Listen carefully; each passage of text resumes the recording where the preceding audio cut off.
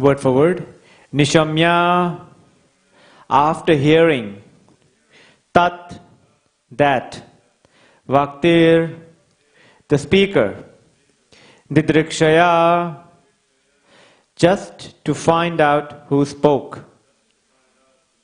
Dishaha, all sides. Vilokya, seeing. Tatra, there. Anyat, any other. Apashyamanaha, not to be found. Spadishnayam, on his lotus seat.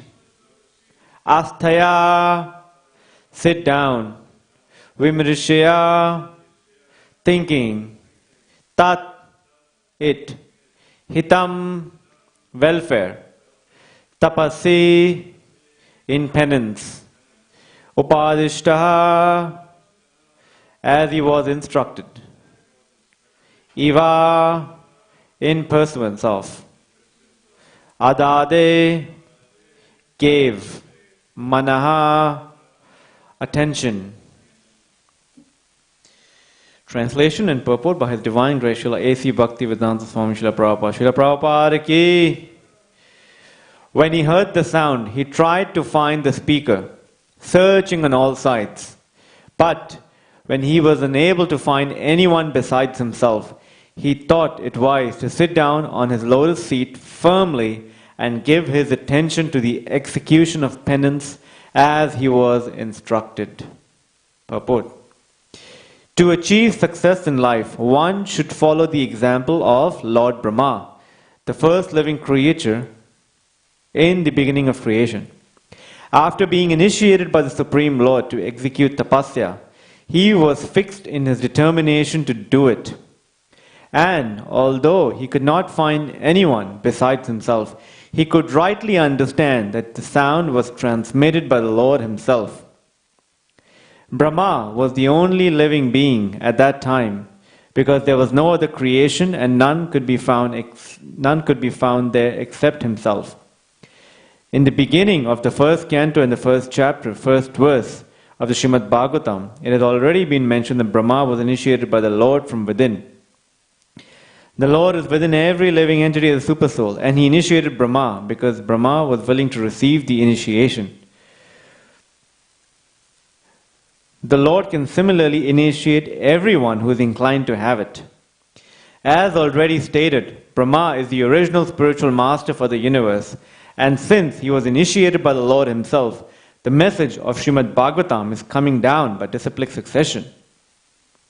And in order to receive the real message of Srimad Bhagavatam, one should approach the current link or spiritual master in the chain of disciplic succession.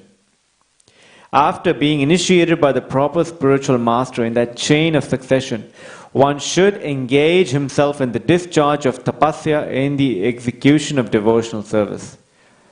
One should not, however, think himself on the level of Brahma to be initiated directly by the Lord from inside, because in the present age, no one can be accepted to be as pure as Brahma. The post of Brahma to officiate in the creation of the universe is offered to the most pure living being, and unless one is so qualified, one cannot expect to be treated like Brahmaji directly. But one can have the same facility through unalloyed devotees of the Lord, through scriptural instructions as revealed in the Bhagavad Gita and Srimad Bhagavatam especially. And also through the bona fide spiritual master available to the sincere soul. The Lord himself appears as a spiritual master to a person who is sincere in heart about serving the Lord. Therefore, the bona fide spiritual master who happens to meet the sincere devotee should be accepted as the most confidential and beloved representative of the Lord. If a person is posted under the guidance of such a bona fide spiritual master, it may be accepted without any doubt that the desiring person has achieved the grace of the Lord. Om Ajnanatimirandasya Gyananjana Shalakaya Chakshurun Militam Yena Tasmai Shri Guruve Namaha Shri Chaitanya Manobishtam Stapitam Yena Bhutale Swayam Rupa Kadamayam Dadati Swapadantikam Vandeham Shri Guru Shri Yuta Padakamalam Shri Gurun Vaishnavamscha Shri Rupam Sagrajatam Sahagana Raghunathanvitam Tam Sajivam Sadvaitam Savadutam Parijana Sahitam Krishna Chaitanya Devam Shri Radha Krishna Padan Sahagana Lalita Shri Vishakanvitamscha He Krishna Karuna Sindhu Dinabandhu Jagatpate Gopesha Gopika Kanta Radha Kanta Namostute Tapta Kanchana Gaurangi Radhe Vrindavaneshwari Rishabhanu Shute Devi Pranamami Hari Priye Vancha Kalpatirubhascha Kripa Sindhu Vaevacha Patitanam Pavanebhyo Vaishnavebhyo Namo Namah Jai Sri Krishna Chaitanya Prabhu Nityananda Shri Advaita Gadadhara Shri Vasadi Gaura Bhakta Vrinda Hare Krishna Krishna Krishna Hare Hare Hare Rama Rama Rama Hare Hare Hare Krishna Krishna Krishna Hare Hare Hare Rama Rama Rama Hare Hare Hare Krishna Krishna Krishna Hare Hare Hare Rama Rama Rama Hare Hare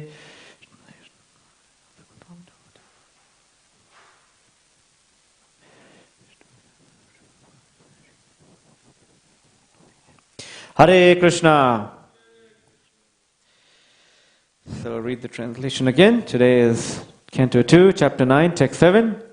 When he heard the sound, he tried to find the speaker, searching on all sides. But when he was unable to find anyone besides himself, he thought it wise to sit down on his lotus feet firmly and give his attention to the execution of penance as he was instructed. Tapasya. Penance.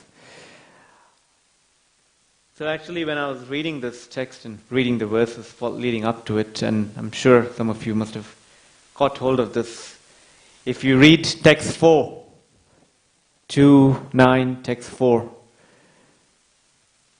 there's a very interesting word there which has caught my attention. And I'll read the translation for the benefit of us and for everyone watching over Mayapur TV. O King, the personality of Godhead being very much pleased with Lord Brahma because of his non-deceptive penance in Bhakti Yoga. Non-deceptive. And the Sanskrit equivalent, the Sanskrit, it's derived from the Sanskrit word in this translation, it's called avyalika, without any deceptive motive. And when you go on to Veda base, you can just basically look up that word and see if it's appeared in any of the purports. And I did that search, and it only appears in this purport, avyalika, non-deceptive motive. So we see here Brahma unable to find the source of the instruction that was given to him, tapa, in the previous verse, in the class yesterday spoken by Toshan Prabhu, actually in verse number 5, verse number 6, and he's not able to find who has spoken those words, that instruction. So he, rather than him losing his mind, he sits down and he gives his attention and he undergoes penance. And actually he's determined to do so because he, as it is said, and this is answered again in verse 23 of this chapter. So I'll just quickly read through that. I'm not going to go into much detail. I'll leave it for the speaker who's going to speak that. Hope it's not me. Text 23, O sinless Brahma, you may know from me that it was I who first ordered you to undergo penance when you were perplexed in your duty. Such penance is my heart and soul, and therefore penance and I are non-different. So Brahmaji is considered to be the purest living entity, and in Bhagavad Gita it is said that one cannot fully take on transcendental knowledge or devotional service unless they are purified of all sins. So we see Brahmaji is an ideal example here of such a person who's obviously this post of being the creator or secondary creator of this universe is not offered to any layman. It's offered to the most qualified person, and in this case it is Brahmaji. And this penance and austerity is actually spoken in many parts of the Bhagavatam. Many personalities who have undertaken penance. And why do they undertake penance? Right? Why do they go to the penance? Because to an external, eye, an external vision, it may seem that it's just accepting voluntary torture.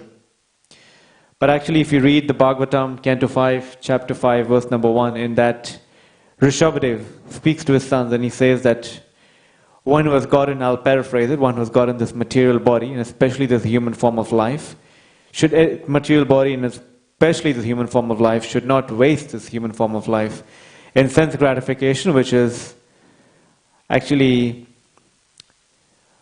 even enjoyed by those that eat stool, which are known as the hogs. Rather, one should utilize this opportunity to attain the position of devotional service, because it's this devotional service that will purify our hearts and give us everlasting happiness. So many personalities in the Bhagavatam. The sons of, Rishabhadev was speaking to his sons, the sons of King Prachinabhari, Dhruva Maharaj, and so many, Prahlad Maharaj, go through these penances just to see the Lord. Now there's another extreme, someone else that we know who underwent penances is Hiranyakashipu, and we'll speak about it in a bit, that there are two kinds of penances. One is to see the Lord, and then the other one is to just feast on our false ego. So we'll speak about Dhruva in a second, but I'd just like to reiterate a pastime that happened of Srila Prabhupada, and a conversation actually that's happening between him and Brahmananda Prabhu. And Brahmananda Prabhu tells Prabhupada, is explaining this, he's speaking on how penance and austerity is so necessary for spiritual advancement.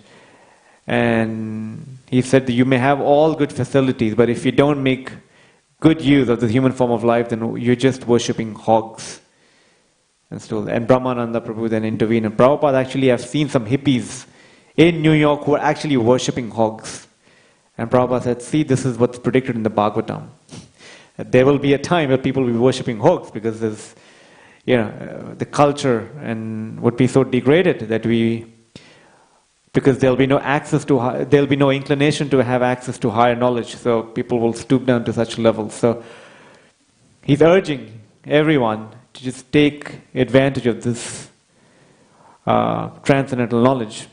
And actually that's the reason why we have this International Society for Krishna Consciousness. Krishna consciousness, which is rising, absorbing our consciousness in Krishna. Taking shelter of the different limbs of bhakti. And that's what we call is the purpose of Vaishnava Satsanga. Vaishnavas are very merciful. They feel the pain of others, at the same time they take joy in hearing of others, happiness. But more so than ever, they are inclined to give this seed of bhakti, of Krishna bhakti to everyone. Once there was this, actually it happened in Melbourne, because a Vaishnava is Paradukha Dukhi. A Vaishnava feels the pain and suffering for others from a higher dimension. And actually one pastime of Prabhupada in Melbourne, and this was spoken by a Prabhupada disciple, I think from Sydney, I think Chitta Hari Prabhu, or I can't remember exactly who it is, but they were saying this disciple was with Prabhupada in the car, and they happened to stop by a very busy intersection in Melbourne. And it was early morning, and people were just running from one street to the other to get to work, assuming. So at that time, this devotee who was with Prabhupada just felt, oh, look at these people. They're just running here and there. I'm here with Jagat Guru, Srila Prabhupada, the most merciful personality, a representative of Lord Chaitanya. How fortunate I am. And he just turned back and he saw Prabhupada had tears in his eyes. And he said, who is going to save them?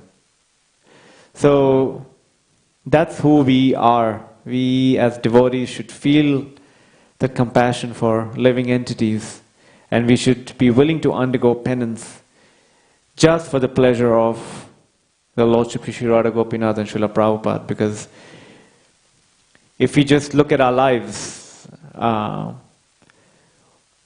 who we were before coming in touch with Srila Prabhupada's books, or the devotees, or Shri Radha Gopinath, Prabhupada underwent this penance, you can say, this austerity of leaving Vrindavan at an advanced age of 70, just to give us this transcendental knowledge. And it's only due to his mercy, and the mercy of his disciples, and the mercy of devotees. And actually it's his mercy that Radha Gopinath is accepting our worship here. So we should consider this to be our debt, a debt that we can never pay back, but we should meditate on this, on how should we reduce the anxiety, or basically mitigate the anxiety of our acharyas who are wanting to give this transcendental knowledge to others. So with that, I'll get into the different personalities who underwent penance in the Bhagavatam, and one of them most notably is Dhruva Maharaj. And his pastime is most interesting because there are a couple of angles by which one can look at it. King Dhruva is the son of King Uttanapad, and who comes in the dynasty of Swayambhuva Manu. Obviously we see that there are 14 different Manus in a day of Brahma, and the very first one is Swayambhuva Manu. And Swayambhuva Manu, his son King Uttanapad, who has a son Dhruva, and actually he has two wives, multiple wives, and one of the wives is Suruchi, and the other one is Suniti, and Suniti's son is Dhruva. And Dhruva, when he saw his brother, who was his stepbrother, because he was born from the womb of Suruchi, when he saw his brother in the lap of his father, he too had a desire to be on the lap of his father. And actually it is an innocent desire. A child would want to play on the lap of his father. There's nothing wrong, nothing to deny that. And when he approached his father's lap, at that very moment, Suruchi, who was the mother of, who was a stepmom, spoke such harsh words. And she said, you don't deserve to be on the lap of your father because you did not take birth from my womb. And it is said, I was hearing a class by His Grace Gauranga Prabhu, and he was describing this pastime and obviously offering, basically certain realizations and the analysis. And it was said that Suniti only must have spoken, Suruchi, my apologies, must have spoken only 3 or 4 verses in that, and that would have taken only a few seconds. Not even a minute. But those words pierced the heart of Dhruva, and it had such an earth-shattering experience for Dhruva. And Prabhu was saying that speech, in the Bhagavad Gita we see austerities of many kinds, and there's also austerity of speech. And a lot of times how we speak, what we, there's how we intend to communicate to others should be given some thought. For example, this is the month of Kartik, and a lot of devotees, take on some austerities. Some will say, "Oh, we'll forego, eating this food stuff. We want to let go of eating our favorite sweet or our favorite sabji that we like, and if ask them why, because we want to, rather than spending time on that particular activity, we want to focus on hearing and chanting. Very good. But also there's this austerity of speech. So rather than us speaking so many things, rather we focus on speaking about Krishna, or focus on hearing about Krishna.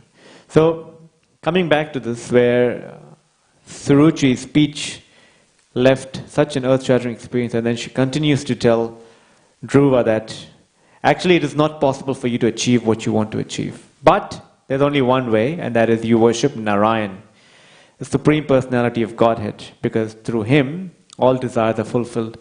And I was reading the verse, and actually she goes on to say, if you do so, in the next birth you'll take birth from my womb. And then you'll be eligible to, get what you want. So, obviously we understand everything that happens is Krishna's will. So the words that she spoke, this is my speculation. Maybe they were inspired by Super Soul. So she says such words, and Dhruva is just, it's in a very descriptive manner. It describes it as a snake starts hissing when it's hit with a stick, how it has that expression of just hissing with anger. Similarly, Dhruva's lips were just, curling with anger, and he just left the palace. He left and he went to his mother. And he goes to his mother and Suniti. And obviously Suniti has already heard from the other people in the palace. And as she hears what Dhruva is telling her, she feels that anger within herself too. But then she consoles Dhruva and she says, because your father is very attached to Suruchi, that's why he didn't attend to you. And your father actually also treats me in that way. But again, the difference between Suniti and Suruchi says, but what Suruchi has said is actually not factually wrong. One should take shelter of Narayan. One should take shelter of the Supreme Personality of Godhead, because it is He who fulfills the desires of all living entities. And actually, Suniti is instilling hope in Dhruva. A lot of times, when we are feeling hopeless, we take the shelter of Vaishnavas who instill hope in us. When we have any difficulties in our devotional life, we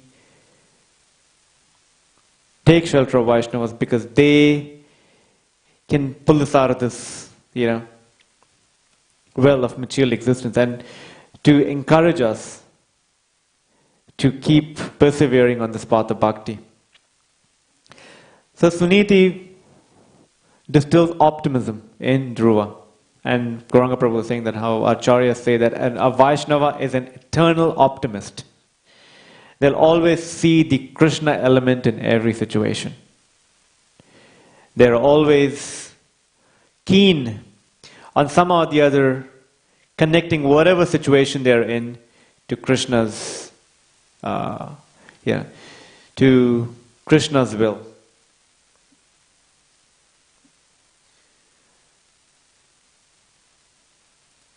And she goes on to say, and actually it is said,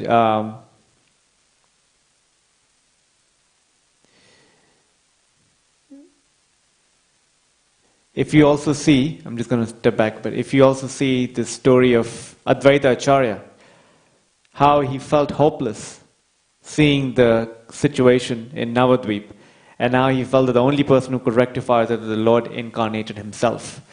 So he prayed intensely. He worshipped the Shaligram Shila with tulsi leaves, and he intensified his prayers just to attract the mercy of the Lord. And the Lord appeared as Sri Chaitanya Mahaprabhu. So a Vaishnava always knows that he is the ultimate shelter is the Lord himself, is Radha Gopinath and the devotees. So Dhruva, being encouraged by his mom, Suniti, to go and take shelter of Narayana, he leaves this palace and he goes to, is it, now I'm just lost. Is it Madhuvan that he goes to? Mahavan, yeah. He goes to Mahavan. And there, he comes in touch with Narada Muni. Narada Muni knows what's happened, and he goes to Dhruva, and first he starts off by saying, he tells Dhruva that, right now you're bit by this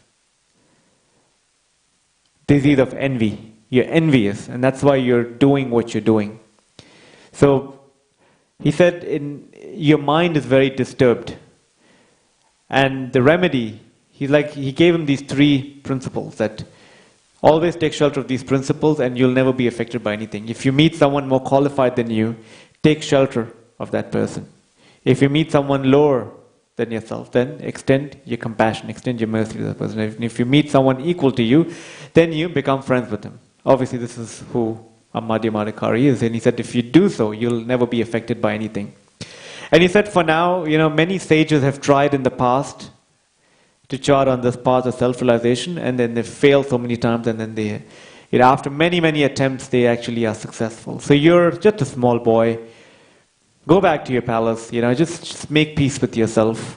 And in due course of time, when you mature in age, that'll be the right time for you to come and take this path of self-realization. Now, there's a difference, even though it may seem externally that Narada is discouraging Dhruva, but Narada is actually appealing to that spirit. He's got the Kshatriya spirit in him, and he's appealing to the Kshatriya spirit. And he's trying to see, what is Dhruva? Is Dhruva really determined to do so? And actually Dhruva, and this is interesting because I was hearing a seminar on envy. And envy comes up in so many places in the Bhagavatam. We hear in the pastime of Daksha, and in the instance of Dhruva, he takes ownership of his envy. He says, yes, I know I'm envious and I'm bitten by this envy, but I am determined to do what I've been instructed to do. So in our lives as well, in our devotional lives and our outside lives, there will be instances where someone is better than us. Actually, there's always someone better than us. And we will be bit by this snake of envy. What do we do with it? How do we work on it? And actually, this Mataji, who was sharing this pastime of Daksha, and she said, and I'm digressing here for a bit, but just to speak on this topic of envy, she was saying that how Daksha couldn't really control or didn't really work on his envy towards Lord Shiva. And as a result, he went through such a big ordeal in front of so many people. Or in other words, he was publicly embarrassed. So if we have that object of envy, and if we don't work on it, there will be a time when we'll have to be publicly embarrassed, and that'll be very painful. So here we see Dhruva takes ownership of his envy. And Narada, seeing the determination in this child, he gives him the mantra, and he explains to him that chant this mantra and follow this process with determination. Be determined. And we see that Dhruva took this instruction to his heart. Now, we'll draw this to another instance here where we speak of another personality in the Bhagavatam who underwent penance, which is Hiranyakashipu. Hiranyakashipu underwent severe penances. I think severe is an understatement, but penances that we can't even think of. But he didn't take any guidance. Similarly, if you just come back to the pastime of Dhruva, even though his motivation to begin with was, one can say he was materially motivated, but he sincerely took to the guidance offered to him by Narada Muni. And in the end, only after 6 months, which is relatively a short duration, he happens to see Narayan face to face, or it's actually called Prishnigarbha, the incarnation of Vishnu that appears to him. And he's so pleased with Dhruva that he touches because as soon as Dhruva sees the Lord, he doesn't have words to say. He just feels he's in a state of utter shock. He doesn't know what to say. And at the moment he's blessed by the hand of the Lord, and he tells the Lord, I was warning, after seeing you it feels, I'm just going to paraphrase, after seeing you it feels like I was asking pieces of broken glass. And what I have in front of me is diamond. So similarly, even though he was materially motivated, but because he took to the instructions of Narada Muni, he achieved the grace of the Lord. And actually it is said here in the purport in text 23. The penance by which one can see the personality of Godhead face to face is to be understood as devotional service to the Lord and nothing else, because only by discharging devotional service in transcendental love can one approach the Lord. So, Dhruva, so similarly for us too, we may come to Krishna with with mixed motives, but if we sincerely take to the process of Bhakti under the instruction, under the guidance of our spiritual master, under the guidance of Vaishnavas, we too will achieve the desired result of seeing the Lord face to face, being able to serve the Lord, serving the Lord's devotees, because it's, as said in the Bhagavad Gita, Vasudevam Sarvamati, after many, many births one gets the opportunity to actually come to Krishna and know that, or to realize that serving Krishna is the highest goal of life. So, there have been so many instances where devotees, even in our contemporary lives, have undergone so many penances and austerities. For example, and for us in today's day and age, our penances going out in book distribution. Or, sharing Krishna with others, because that actually purifies our false ego. And Gauranga Prabhu was saying that how Nrsingadev appeared to kill Hiranyakashipu, and Hiranyakashipu obviously had these 5 benedictions, not to be killed on land, air or water, not to be killed at day or night, not to be killed by any weapon, man, human, or animal. And what's the 5th one? Not inside or outside the house. So you're saying our false ego is such that it can't be killed either day or night, either inside or outside the house, either during the day or in the evening, nor by any weapon, nor by man, human, or demigod. It can only be purified or can only be killed by devotional service to the Lord. So, similarly for us, when we undertake penance, we should be willing to take that risk, or take that leap of faith for us to see Krishna's hand. I'm remembering a pastime here of Hari Vilas Prabhu. Hari Vilas Prabhu is a very senior Prabhupada disciple based in Seattle, America.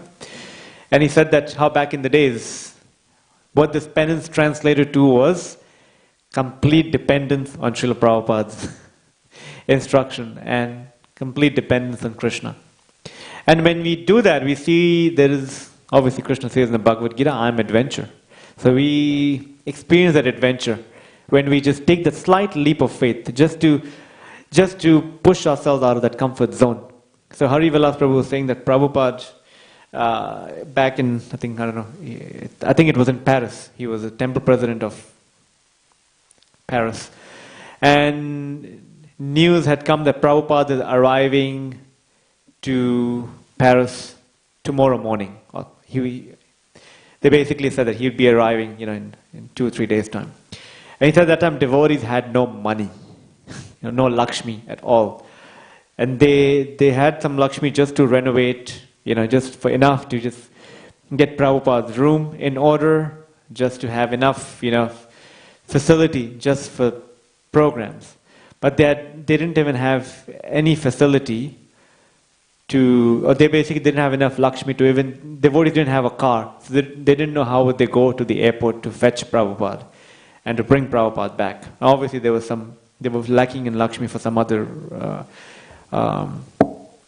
needs as well, which I can't recall at the moment. So he said that it is the morning, it's Mangala Arati time, and just in 5 or 6 hours Prabhupada will be arriving, his flight would be arriving, and they don't know who will go to fetch Prabhupada because they don't have any money to even take public transport.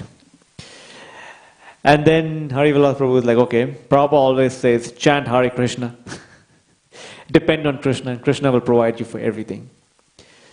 So Hari Vilas Prabhu, after Tulsi Aarti, is chanting japa very intensely. He chants japa very intensely and he's like praying, praying sincerely, just, please, Krishna, make something happen because it'll be so, we can't even go to pick Prabhupada up from the airport. All of a sudden what he sees is an unknown person coming into the temple room with his backpack.